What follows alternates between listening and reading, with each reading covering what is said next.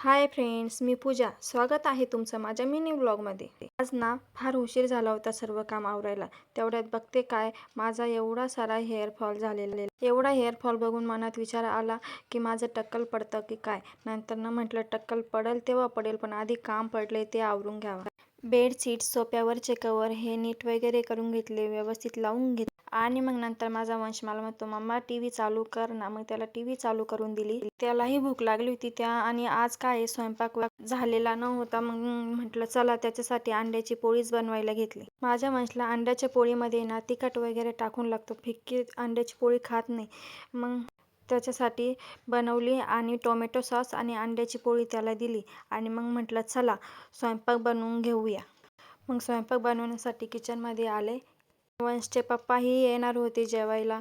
मग लवकर स्वयंपाकही बनवायचा होता. आणि मग म्हटलं काय भाजी बनवावं, हा रोजचाच विचार येतो मनामध्ये आणि प्रत्येक स्त्रीच्या मनामध्ये येतो, पण बनवावं तर लागणारच आहे. मग फायनली वांग्याची भाजी आणि बाजरीच्या भाकरी बनवल्या. आणि मग नंतर म्हटलं चला भांडी पण घासून घेऊ, कारण आज फार उशीर झाला होता सर्व काम वगैरे आवरायला. लगेच किचनही साफ करून घेतलं. कसं पटकन काम आवरलं तर बरं असतं. आणि त्यामध्ये मग माझा वंश कुठे गेला त्याला शोधायला गेले मी बाहेर.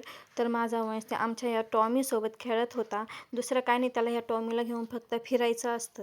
आणि मग तेवढ्यात त्याचे पप्पा आले. त्याच्या पप्पाला जेवायला ताट बनवलं. त्याचे पप्पा जेवायला बसले. बाय, भेटू उद्याच्या व्लॉगमध्ये.